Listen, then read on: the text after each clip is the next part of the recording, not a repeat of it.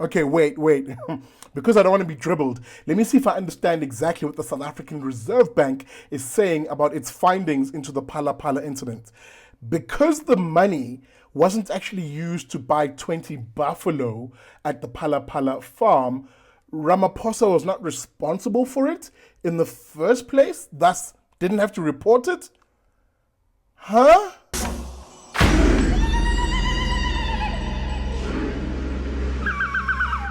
Molo Sanbonani, hello, how's it? Welcome to another episode of the Vuka Nazo Show. My name is Sihle Ngobese, your host on the show. Let me jump straight into it because really, this is one of those incidents where it would seem that there are one set of rules for us ordinary South Africans versus another set of rules, a lenient set of rules for the politically elite. What am I talking about, of course? Well, we look once again, at the Palapala scandal that involves President Cyril Ramaphosa. You remember, if I jog your memory back, the allegations first came out when one Arthur Fraser, you remember that character, basically alleged that the president had nearly $600,000 in foreign currency stashed in couches after a supposed deal to buy buffalo with a foreign businessman from north of Africa. That this supposed money paid by Sudanese business Uhazim Mustafa for these 20 buffalo was then stolen allegedly by some staff at the Palapala farm, to which the president, here were the allegations, didn't report this matter to the police, but instead, having reported it to his security detail, who happened to be policemen, but nonetheless, so security details, his head of security then formed his own little team to go into other countries to retrieve these particular alleged thieves of the money. Now, this entire set of allegations broke a myriad of laws, and it saw the president really being in a lot of trouble. And various law enforcement agencies were investigating the matter, including, of course, the public protector and, of course, as mentioned, the South African Reserve Bank. However, in its findings, the Reserve Bank has come out and said, well, actually, it won't do anything about this because the money, it says, didn't actually technically belong to the president. So he didn't have to report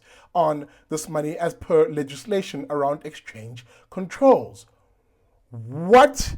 That is a wild thing to say when the president himself has basically said the cash was stolen from him. But nonetheless, let's see exactly what the SARB said. I'm going to go to this Business Tech piece that wrote up the story and indeed left a lot of us scratching our heads on this particular moment. As I said, this related to the nearly $600,000, a lot of money that was said to be stuffed in couches and stolen from the president. However, the SARB found that based on the facts available, there was no violation of the country's exchange control laws because there was no, as it put it, a perfected transaction to require a declaration on the part of the farm. That farm, of course, owned by the president, Ramaphosa. In its findings, the central bank concluded that the transaction in question was, quote, subject to conditions precedent which were not fulfilled.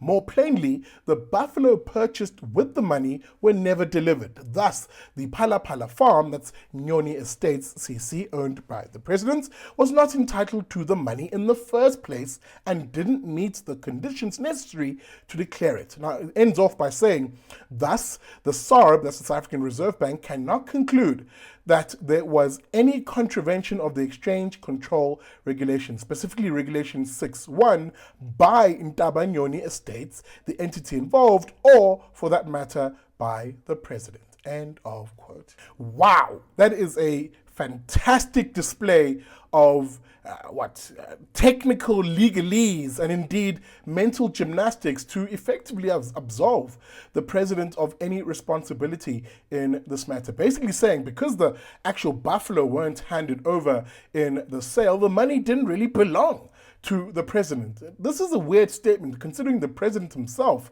had effectively said in various instances that the money was in his possession and stolen from his possession by these said individuals. But nonetheless, This is, maybe I'm not getting it, maybe you can offer a better explanation as to what's happening here, but I can tell you now, this is another case of effectively the political elites in this country having one set of rules for themselves, which effectively absolve them from any responsibility or accountability, and a very different set of rules for the rest of us. You mean to tell me if I had millions of dollars stashed all over my home in couches or in the mattress that there wouldn't be questions and indeed perhaps very likely criminal charges for me as an ordinary citizen? I bet my bottom dollar, excuse the pun, that I'll be behind bars if I did anything close to approximating what the president allegedly did. But again, when it comes to the political elites, it's benefits for me and rules for thee.